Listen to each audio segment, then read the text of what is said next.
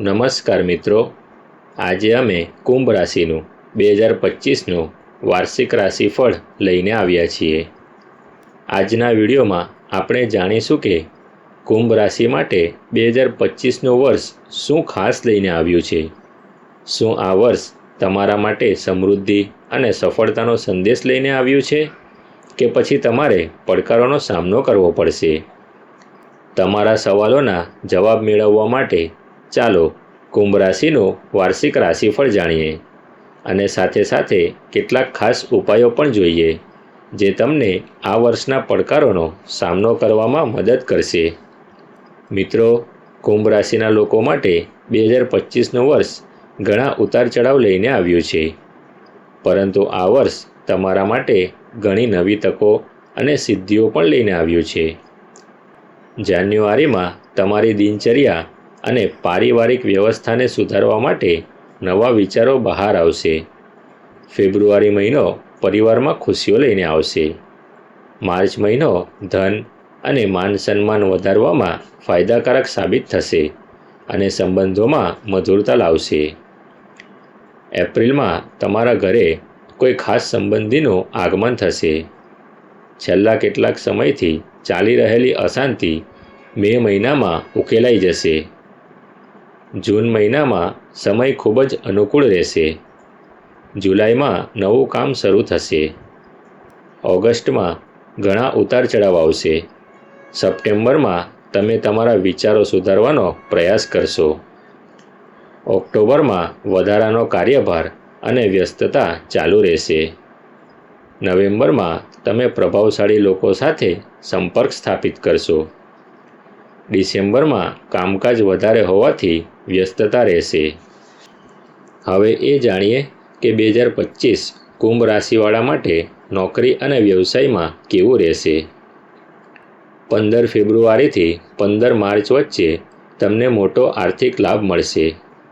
14 જૂનથી 15 જુલાઈ સુધી તમારે કેટલીક આર્થિક મુશ્કેલીઓનો સામનો કરવો પડી શકે છે, પરંતુ મે મહિનામાં તમારી આર્થિક સ્થિતિ સારી રહેશે। આ વર્ષે જમીન કે મકાન ખરીદવાની પણ શક્યતા છે।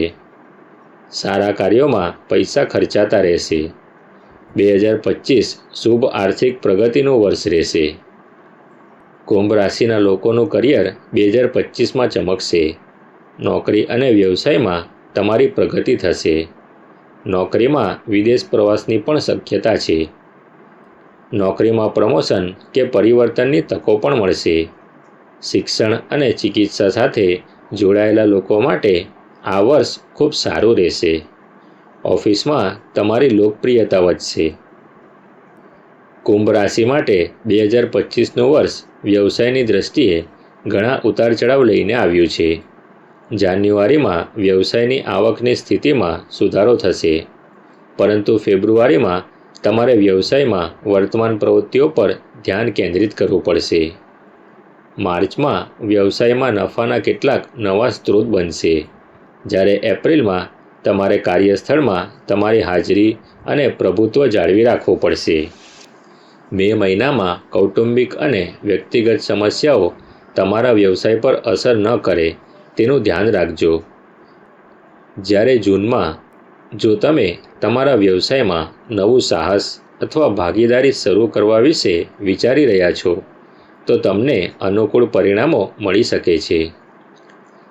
જુલાઈમાં તમને વ્યવસાયમાં ઘણી સારી તકો મળશે, પરંતુ ઓગસ્ટમાં તમને પ્રભાવશાળી ઉદ્યોગપતિઓ પાસેથી કેટલાક અનુભવો શીખવા મળશે।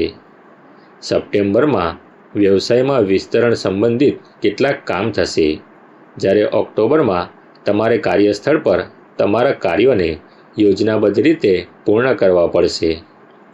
નવેમ્બરમાં જો કોઈ દૂરના વિસ્તારમાંથી વ્યવસાયમાં કોઈ સોદો થઈ રહ્યો છે, તો સારા પરિણામો મળવાની શક્યતા છે, અને ડિસેમ્બરમાં તમારે વ્યવસાયિક ક્ષેત્રમાં તમારી હાજરી જાળવી રાખવી પડશે અને બધા કામ તમારી દેખરેખ હેઠળ કરાવવા પડશે।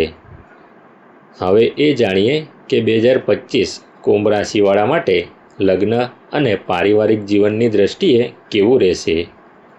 કુંભ રાશિ માટે 2025નું વર્ષ પ્રેમ અને સંબંધોના સંદર્ભમાં ઘણા ઉતાર ચઢાવ લાવશે. જાન્યુઆરીમાં પતિ પત્ની વચ્ચે મધુરતા ભરેલા સંબંધો રહેશે. જ્યારે ફેબ્રુઆરીમાં પતિ પત્ની વચ્ચે કોઈ ઘરગથ્થુ સમસ્યાને લઈને વૈચારિક મતભેદો રહેશે. માર્ચમાં વૈવાહિક જીવનમાં મતભેદની સ્થિતિ રહેશે, પરંતુ એપ્રિલમાં વૈવાહિક જીવનમાં મધુરતા લાવવા માટે તમારા જીવનસાથીની લાગણીઓનો આદર કરો. મે મહિનામાં ઘરમાં સુખ અને શાંતિનું વાતાવરણ રહેશે. જ્યારે જૂનમાં પતિ પત્નીમાં એકબીજા પ્રત્યે વિશ્વાસ અને સહયોગની ભાવના રહેશે. જુલાઈમાં જૂના મિત્રોને મળવાની તકો મળશે.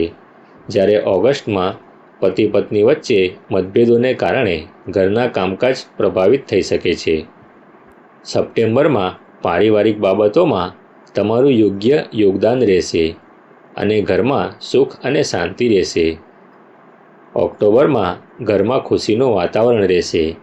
જ્યારે નવેમ્બરમાં ઘરગથ્થુ વ્યવસ્થા સારી રહેશે અને વરિષ્ઠ લોકોનો સહયોગ મળશે. ડિસેમ્બરમાં પતિ પત્ની વચ્ચે ઘરકામને લઈને કેટલાક મતભેદો થઈ શકે છે. હવે એ જાણીએ કે 2025માં કુંભ રાશિવાળાનું આરોગ્ય કેવું રહેશે. કુંભ રાશિ માટે 2025નું વર્ષ સ્વાસ્થ્યની દ્રષ્ટિએ ઘણા પડકારોથી ભરેલું છે. જાન્યુઆરીમાં તણાવ અને ચિંતાથી દૂર રહો. જ્યારે ફેબ્રુઆરીમાં ખાંસી અને શરદી જેવી સમસ્યાઓ ચાલુ રહેશે.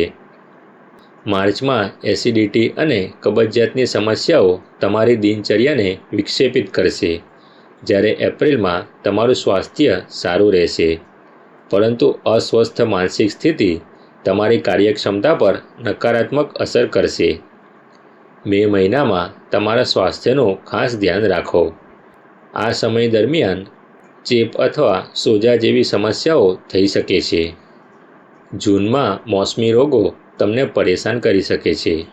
જ્યારે જુલાઈમાં સુગર અને બ્લડ પ્રેશરની સમસ્યાઓ રહેશે.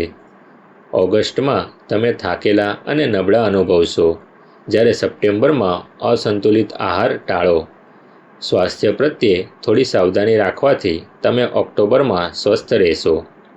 નવેમ્બરમાં સ્વાસ્થ્ય સારું રહેશે.